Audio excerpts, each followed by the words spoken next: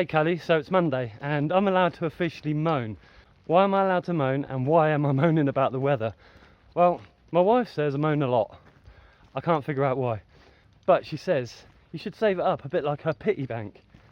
And I'm like, your pity bank? She said, yeah, it's kind of like a piggy bank, and anything that's wound you up over the day or the week or the month or the year or and so on, you save it for that moment and then you just smash it, right? So it all comes out. And so what's happened is she said, you know, save it for Mondays. You can moan on Monday, just not any other day of the week. So it stops me from moaning a lot, I guess. But I'm constantly watching the weather, and we're being told by the Met Office on Google, it's going to rain, it's going to be a heat wave, there's going to be a 700-mile storm and all this lot. Yorkshire's going to get hit really badly as well, and Scotland and all this lot. Well, I was watching one of my apps last night, and it kind of scooted up the middle of the country, and that's fine. But you got it wrong again. So I'm using things like the Met Office. I'm using lightning maps, windfinder, Google. I'm also using Sat24. So each one of these apps are great in their own way, okay? I'm not having a go at the developers, although I could moan about them. So the Sat24 app, if you look at that, you can see the rain, you can see the clouds building up. It's like 2D but 3D at the same time, you know? And you can see the sails building as they go across the continents towards us in the UK. You've got lightning maps. They pick up all of the stations around the area that detect lightning, and they like pinpoint it all over the place. You've got windfinder. Now what windfinder does, if you go on there, you can see the rain, you can see the clouds, you can see wind direction and all that lot. That's quite a good one. I use that over the Met Office, so it's pretty good, because you can do like a normal forecast or a super forecast. A super forecast only gives you like 2 or 3 days maybe, but with that it's a lot more accurate. And then obviously you have the Met Office. My problem here is you're all wrong. You're always wrong on the Met all the bloody time. You know, we're having a heat wave one moment, rain the next, snow the next. I keep scrolling through Google and then you get all the other channels as well that are promoting bad weather, good weather. The UK is going to be in a heat wave, and you know, followed by thunderstorms, followed by rain, followed by heat wave, followed by snow. They just don't seem to get what we're looking for, and that's just a little bit of accuracy. And you know, when they, you know, on the Met, sometimes when you're using it, it says, could we ask you for your feedback? I'm like, yeah, okay, now's my time. And I say to my wife, yeah, I know it's not Monday, but come on, they've given me the opportunity to ask for my feedback. I'm going to take it, because I look at it a lot, and I've been stood there, been on a day like today, lovely and sunny. I've been stood there, and guess what? They've said it's pouring down with rain that day. You're not going to be able to go outside, you know, and danger to life, flooding and all this.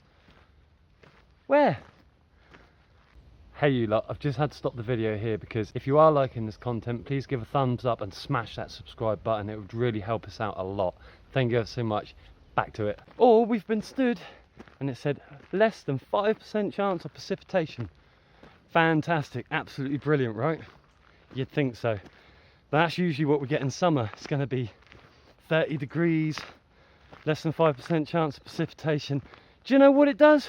We've stood there in the pouring down rain hour after hour, hour after hour, and then all of a sudden the Met Office decides 4 or 5 hours later, do you know what, we'll update it now. We'll update it.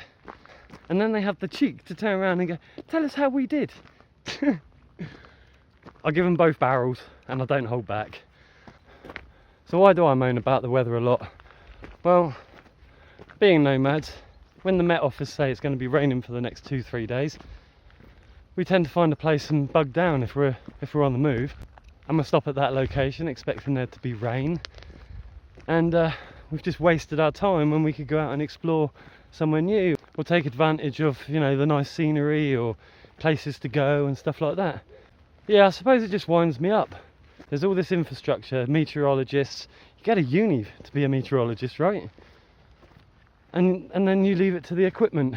I've always said, you know, the rock on a string, yeah, you'd definitely be more accurate with that. You know, it's supposed to be raining today. Anyway, I think if you're going to go with an app or a website, Windfinder is probably your best. I've had about like 80 to 90% hit rate on that, so it's not too bad at all. Met Office though, don't bother. That AccuWeather thing, some people have said to me that AccuWeather works. It's one that I didn't mention. I used AccuWeather years ago and it was great. It was always on par, really good. And then I think 2019 came, 2020 maybe, it just stopped working. I'd be stood there and it'd be worse than the Met Office sort of thing, so no. Oh, it's beautiful, look at this. But yeah, if I was going to offer any sort of advice, I think stick to Windfinder, learn to navigate it, you'll be alright, you get used to it. It's quite cool. And lightning maps is good as well. You can put in like lightning detectors like I said, but you can also bring up the rain radar as well. You can almost get like live view, current time sort of stats on there. Anyway, Cully, I'm going to leave it there. My wife doesn't like me moaning, I'm sure you guys don't either. So have a good one and happy hobbing. Hey Callie, you made it to the end. Thank you ever so much, it's really appreciated. So some of the comments I've been getting from people, word of mouth and stuff like that, is could we make a video on stinger nettles? Be that medicinal or edible or both. So yeah, in the next few days or so, we're going to do it. We're going to show you how I use it medicinally, how my wife incorporates it into meals, and basically try and give you a list of what we can do to help you guys. So guys, look forward to that, and thanks for liking and subscribing. It all really does help, and I hope you have a really good week ahead. Take care. Thank you.